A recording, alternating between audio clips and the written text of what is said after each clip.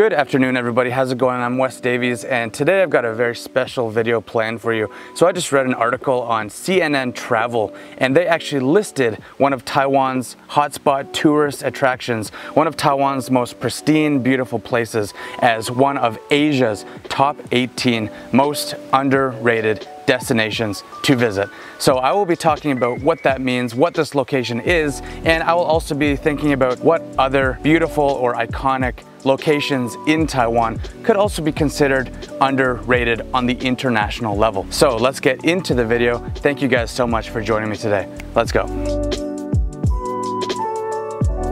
So for me, underrated basically means that people don't value it as highly as it probably should be. So just thinking about Taiwan, I can think of a million places that I would put on this list. But if we hop over to the CNN article, amongst places like Thailand, Vietnam, Malaysia, and Japan, we see Taiwan tucked away nicely on this list. Probably to no surprise, that underrated destination here is Genting.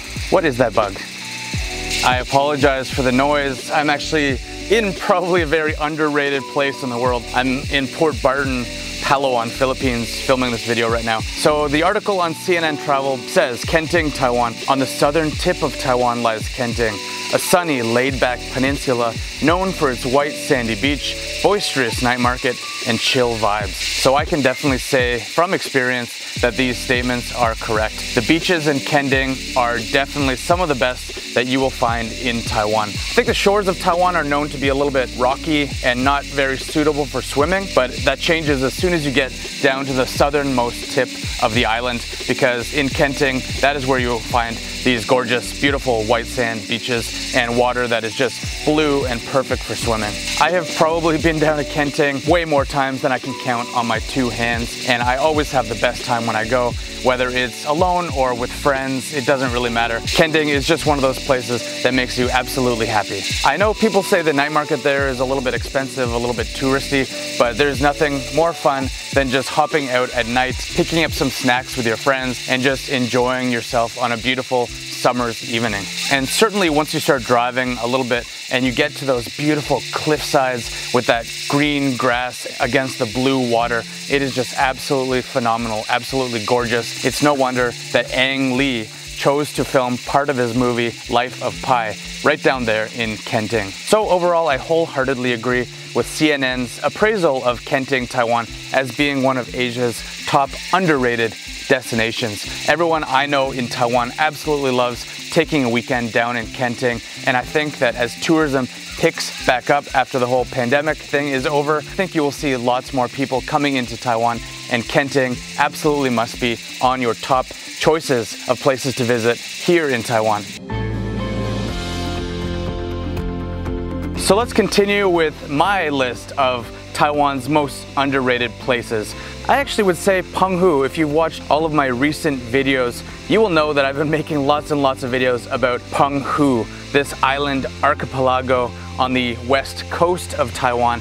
And I know people love to go there in the summertime, and I know it's famous for its beaches and its seafood, but I actually think there's a lot more to Penghu than meets the eye. I just happened to live there the past month, all of December basically. Even though it was cold and windy, I still had an absolute blast. I had so much fun exploring Penghu in the off-season. Not only was it much cheaper, not only were there basically no tourists around to speak of, but I got to learn so much about Penghu's fascinating historical past that I never would have gotten to had I just gone for summer beach vacations. So if you are at all interested in Taiwan's very, very fascinating historical past, I think Penghu should be on your list as one of your top destinations to visit in Taiwan. I explored some beautiful ancient neighborhoods. You can just see the ruins off on the side of the highway. You can see old abandoned fishing villages, and it was great to be there with my friend Lucas. You know, even though it was cold and windy, we just had such a good time exploring all of these kind of untouched and abandoned ancient relics of Penghu. While I've got you here, I want to say a huge thank you to the sponsor of today's video, which is NordVPN. So I absolutely love NordVPN. I use it all the time. In my previous videos, I mentioned that I use it to check different shows and movies on Netflix that are not available in Taiwan. I use it to stream hockey games from Canada that I am never allowed to access in Taiwan because I'm not living in Canada. But today, since I am actually traveling internationally, I wanted to highlight some of the other huge benefits of using NordVPN. And when you're traveling, when you're going through different airports, different countries, you're always using your phone, checking your tickets, checking the flight times. You're connecting to these strange Wi-Fis in the airport, and you never really know how secure these connections might actually be.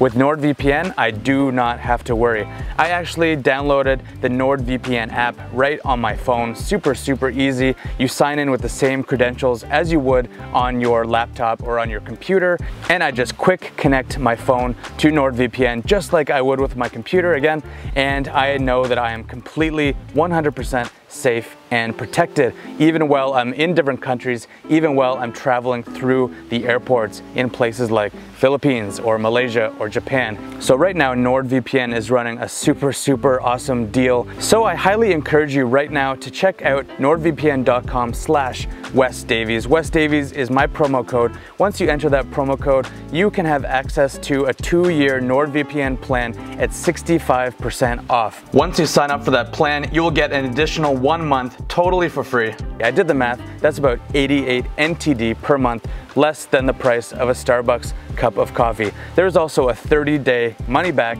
guarantee. So if for whatever reason you're not happy with the service, which I highly doubt, it is an amazing service, you can get all your money back, no questions asked. Make sure you enter my promo code for that awesome deal. That's 65% off, 1 month for free. And you can go and travel somewhere like Palawan, the Philippines, wherever you want to go, anywhere in the world. Use your phone, use your computer, whatever you want. You can be safe in the knowledge that you are 100% protected when you're traveling abroad. So next, I have to say that one of my all-time favorite places in Taiwan is a place called Chishan. And I know for Taiwanese, this place might be very famous, but most of the foreigners that I talk to, they have never heard of Chishan, which is in Kaohsiung County, I believe, right on the border between Taitung and Hualien. And I have to say, these are some of the most pristine and gorgeous rice fields I have ever seen in my entire life. I happened to pass through on my Huandao, and I just happened to pass through Chishan at the right time of year. I believe it was April or May. I absolutely love that area of Taitung, Chishan. It is, in my opinion, supremely underrated. Okay, next up, and this one might surprise you a little bit, but let me just explain myself. I think the next most underrated destination in Taiwan is actually Kaohsiung County. So when people think of Kaohsiung, they just kind of think of the big bad city of Kaohsiung, but I'm not necessarily talking about Kaohsiung City right now. I want to talk about the countryside, because once you hop on your scooter, there are so many different places that you can explore in Kaohsiung County. Just hop on your scooter again and drive dead east right into those mountains of Kaohsiung County. There is so much amazing indigenous history nestled up there in those mountains.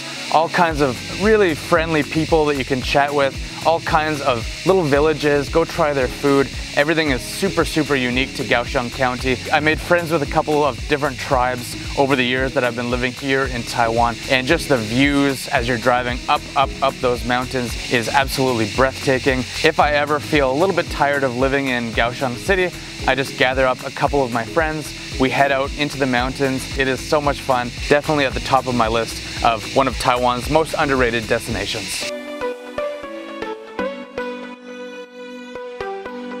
So Orchid Island, to me, is just one of those kind of undiscovered gems of Taiwan.